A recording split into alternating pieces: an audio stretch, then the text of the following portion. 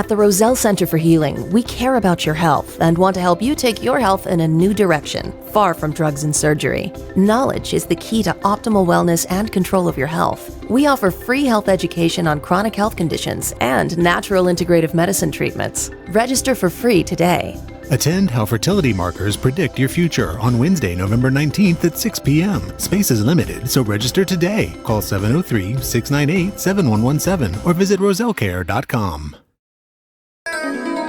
Dr. Tom Roselle Live, right now, on 105.9 FM WMAL. The information provided on Dr. Tom Roselle Live by Dr. Tom Roselle, D.C., interview guests, show co-hosts, or substitute hosts is not intended or implied to be a substitute for professional medical advice, diagnosis, or treatment. It is for general information purposes only. Information from this broadcast should not replace the appropriate consultation and examination process by a licensed physician.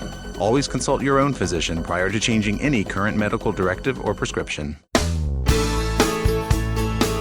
Hey, everybody. Welcome to Dr. Tom Roselle Live right here on WMAL 105.9 FM in the Washington metropolitan area. And those of you who are listening to us from every other port and process around, welcome to the program. And we've got another good one for you today. Actually, we're going to be talking about, a kind of a add-on to what we covered last week, but we're going to be talking about your hormones in a different way.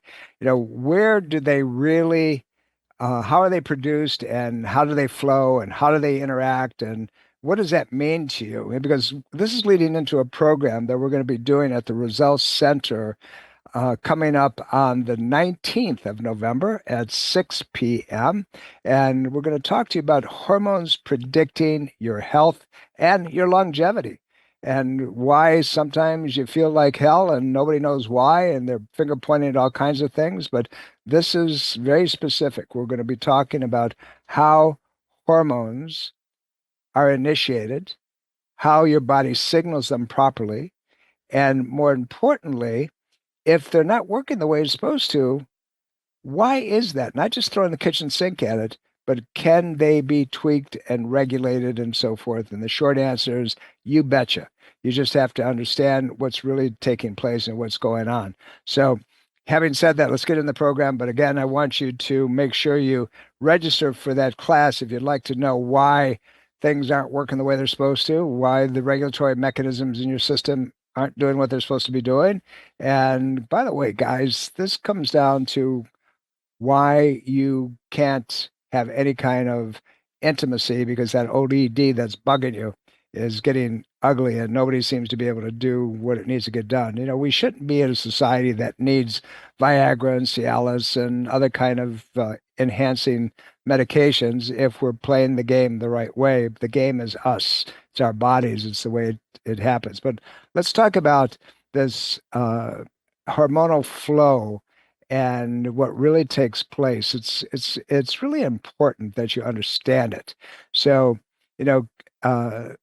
injury can affect hormonal dysregulation. It's important that you understand that that's a process. So let's talk about that process a little bit. Let's talk about what really takes place. I think you're going to find it fascinating, but more importantly, let's unhook the mystique, if you will, on an ongoing basis that most physicians not even sure about. So, can hormones be dysregulated for a lot of reasons? But let's first talk about where they come from. So, hormones are chemical messengers, right? They're the guys that tell you what to do, and they regulate all kinds of physiological processes in the body, including your metabolism. All that energy that you don't have, and you should have more energy because you look in the mirror and you see that excess of growth that you have around your waistline and maybe other places too. The ability to reproduce. How about your moods? All kinds of stuff. So we need to know where they come from. We need to know what happens if something takes place. Now, one of the major, we'll call it the master gland of the body, is the pituitary gland. And it sits in the middle of your head.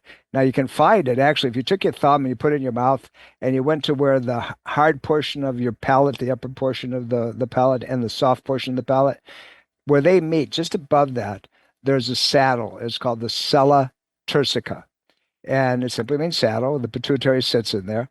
Now, the pituitary gland is called the master gland because it produces hormones that regulate other glands to produce other hormones.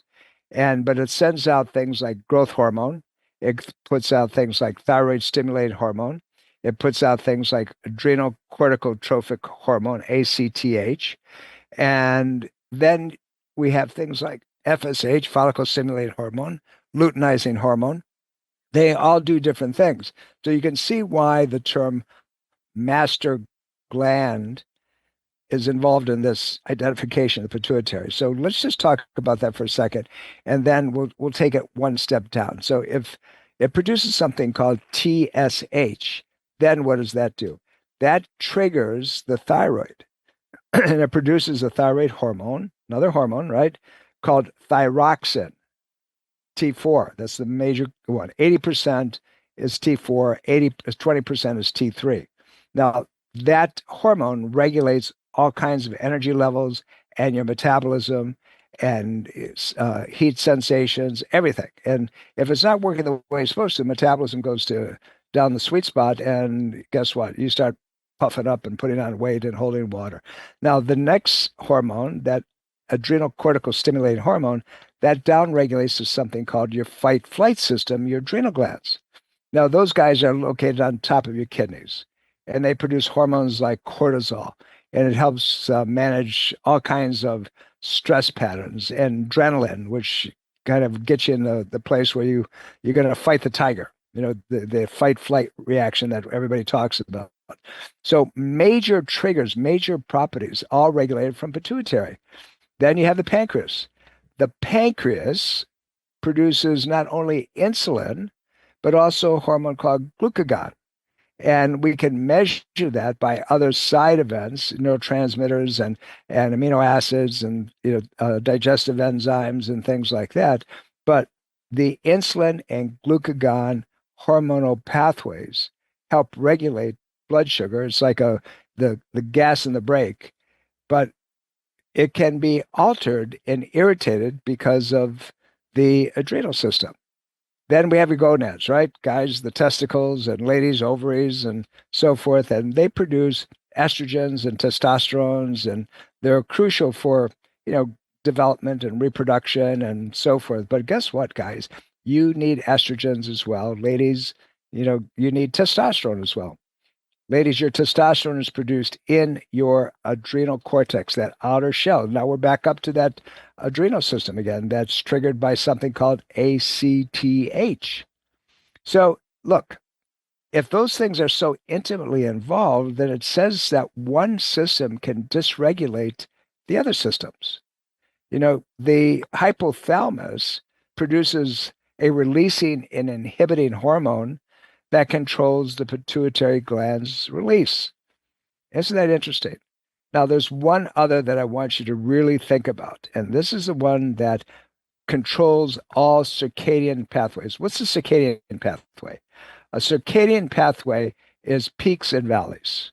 It's ups and downs. It's what pushes you to sleep and which wakes you up in the morning. We're talking about what? Melatonin. But there are multiple circadian rhythms in our bodies. One, ladies, you have a menstrual cycle. It doesn't happen every day. You say, thank God. But it happens on a regular basis, every 25 days, every 30 days, some go a little longer. But as long as it's consistent, it's not really a bad thing. Now, that circadian pathway is regulated by what we've been talking about. So you have that piece as well. So going to sleep at night, waking up in the morning, hormonal dysregulation. There are times in the year where your sexual prowess or your sexual attractiveness is going to be more so than at other times. And guess when that usually is? Early spring. And that's when we see, that peak up pretty heavily, because that's when things grow. There's a natural rhythm to life. There's a natural rhythm to the world. And we're part of that. So we're going to have that regulatory pathway. So, we're looking at pituitary glands and insulin production, the pancreas and thyroid regulation and adrenal glands and pineal and hypothalamus and, the gonads and so forth.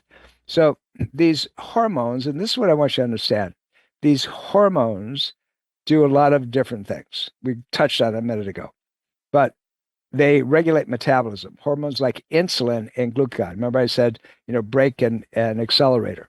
So it helps us store and regulate the use of our foods and things that we need to keep ourselves going.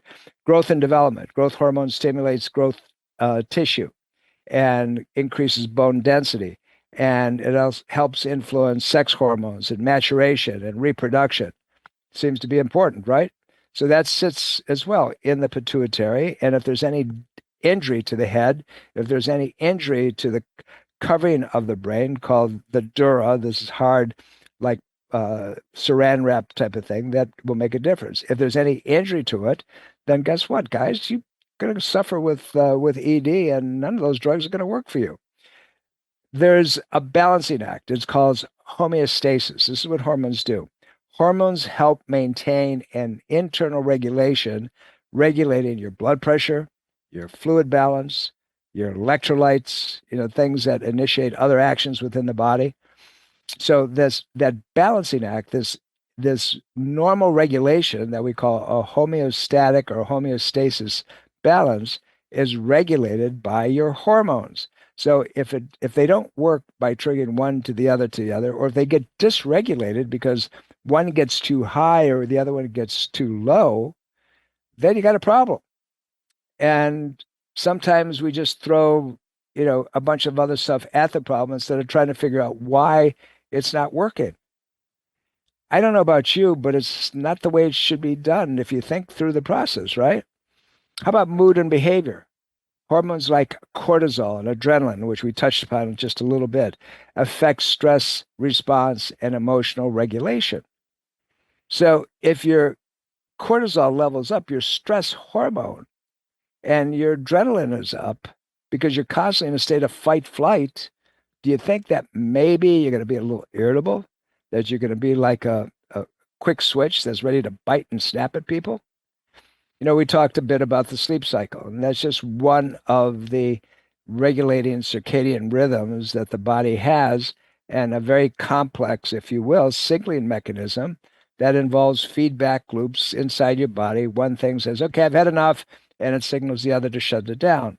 If you get into thyroid hormone, just for an example, how many of you go to your docs and they do just a thyroid stimulating hormone? If you're lucky, they may do T4.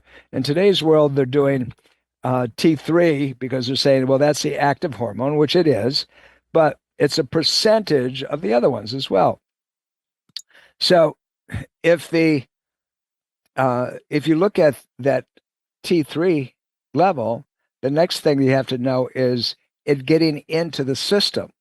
That's called uptake. And that's a test that can be done, and it should be done, in my opinion. And another one is thyroid binding hormone. That stops it from doing anything that it's supposed to be doing. How many of your docs have that on a regular basis? Or, I hear some of these physicians say, that they don't do TPO because they did it once and it was normal. Thyroid peroxidase antibody, that's TPO. Now, when that thing is too high, you have something called a Hashimoto's thyroiditis, an inflammatory reaction of the thyroid pathway. Why is that important? Because it's an autoimmune condition. Why should it be run on a regular basis? Because even though that it was negative one time, it can be positive another time.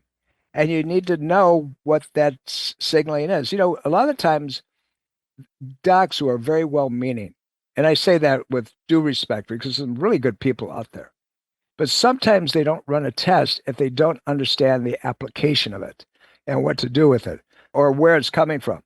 So you have to understand the entire chain, if you will. So let's say, for example, that, you took a blow to the head. You were in a car accident and you bumped your head on the steering wheel or your side window or something, or your head just ricocheted off the inside of your skull. See, most people think that they have to have a direct blow to the head to sustain an injury. Not so much.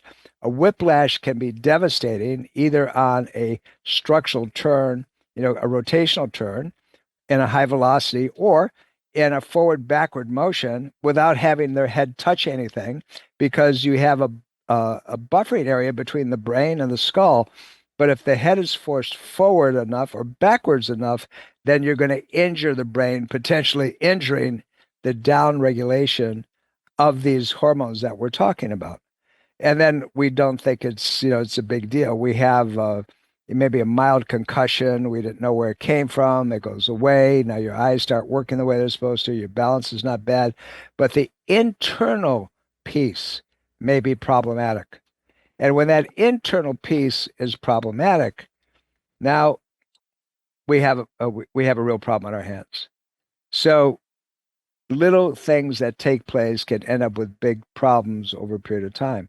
Did you know that if you chew gum on a regular basis, most of you will chew it on one side, that you can dysregulate your hormonal production, your insulin production?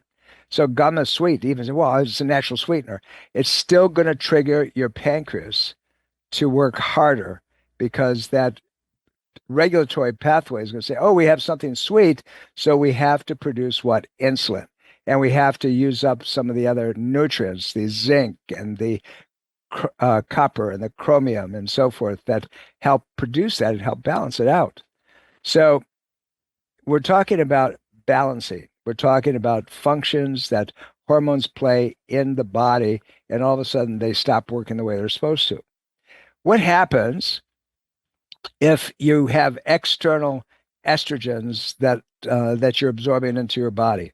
What do? Well, those external estrogens signal much like normal estrogens, except they're cytotoxic. I was talking to a couple of people the other night. We were talking about the incidence of breast cancer in men. And it's because the outside estrogens, the xenoestrogenics, are so heavy at this point that they're influencing both men and women. Guys, you got to have estrogen anyway, but your adrenal system is what produces it. And it's lower level, obviously, than women. Now, if it gets too high, you start developing those man boobs, and you wonder why you got that jiggly stuff in front of you. And that's external estrogenic patterns, not from you, it's from the outside. And the rate of breast cancer in men has grown exponentially over the years. It used to be unheard of. Maybe 0.5% of all breast cancers were male. Now, depending on the author that you read or the research that you look at, there's a stretch that goes anywhere from 3 to 5% of all breast cancers are male. That's huge. That's a tell on our environmental impact and how dysregulation of hormones can have an impact on your health. Now, on the 19th of November at the Roselle Center in Fairfax, Virginia, we're going to be talking about hormones and the impact of your health and your longevity. Can you look at hormone balance and see whether or not there's an issue? The short answer is yes, absolutely. So when you understand that, when you know that there can be this problematic situation that's occurring, and you look at your body and say, it's only good for clothes these days, you want to cover it up, and that tells you that there's something not working the way it's supposed to, that metabolism is being influenced by something aberrantly. And so we want to make sure that you understand that there's multiple systems involved in hormones, and it's not just your gonads. Your hormones are starting in your pituitary, and then they downregulate to pancreatic function, and they downregulate to the adrenal system. They influence your heart.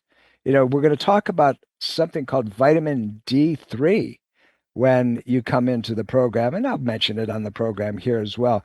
But D3 is being called, it's a vitamin, but some people are saying it's a hormone.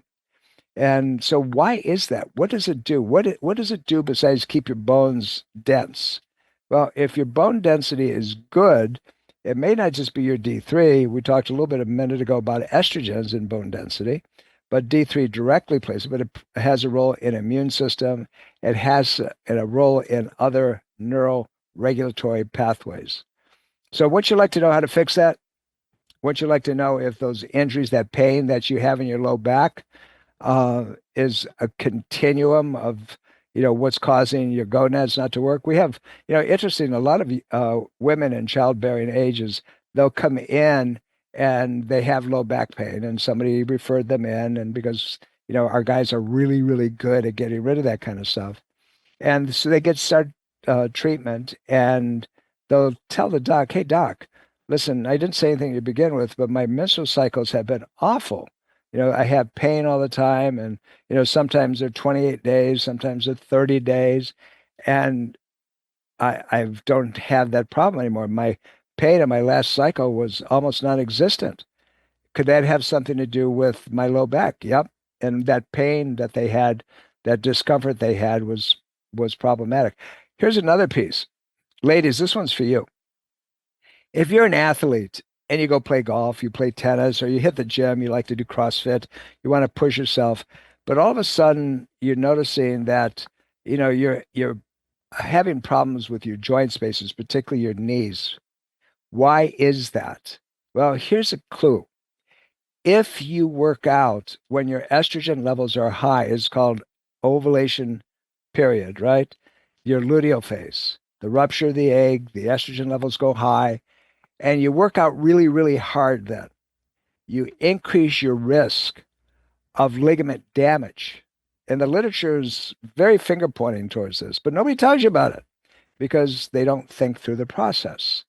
So what I would suggest to you, and guys, those of you who are developing man boobs and you want to get back into the, to the game again, we'll use that vernacular, be really careful not to push too hard when your estrogen levels are at its peak, because you're going to increase the friability, the ability to damage ligament structure and end up with torn ligaments, potentially, not being able to do what you like to do as far as worked out. So we have to go with the circadian rhythm, the regulatory pathways that are in our bodies.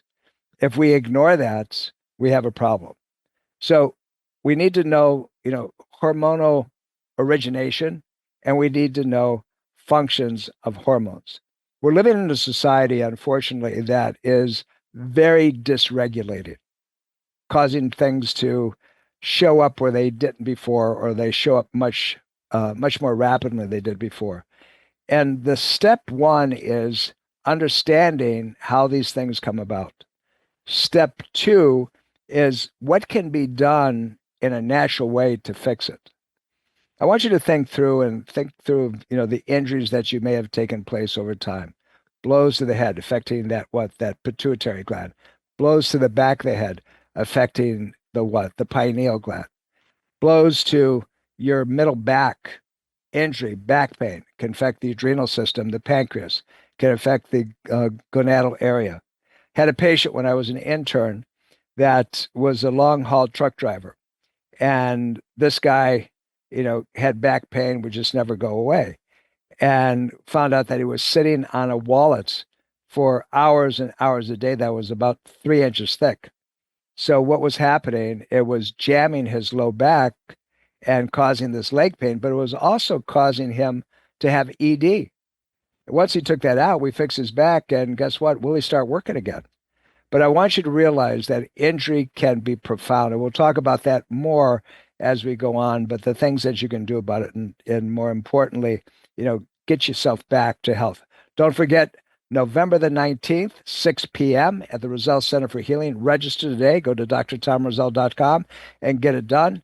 I'm here every Sunday at high noon on WMAL, bringing you the best pieces of data. And don't forget, if you ever want us to come out to your organizations, your churches, clubs, we can do that because we work with a foundation called Caring for Others. We'll see you next week. Remember, I'm here, one reason only. I love you all. Have a great day. Take care of yourself.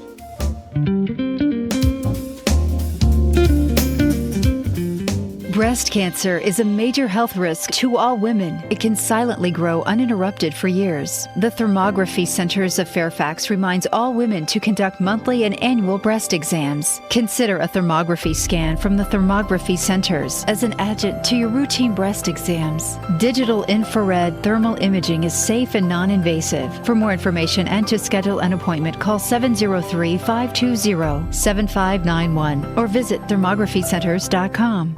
Neuromuscular dentistry is more than just teeth and gums. Temporomandibular joint disorder can be painful, and only a skilled neuromuscular dentist can diagnose and treat it. If you are in pain and suffering from TMD, call the neuromuscular dentistry experts at Soft Touch Dental Care. Learn more about TMD and how Dr. Michael Chung has successfully treated his patients. Call 703-319-6990 for a complimentary consultation or visit bestinsmile.com. That's 703-319-6990 or visit bestinsmile.com.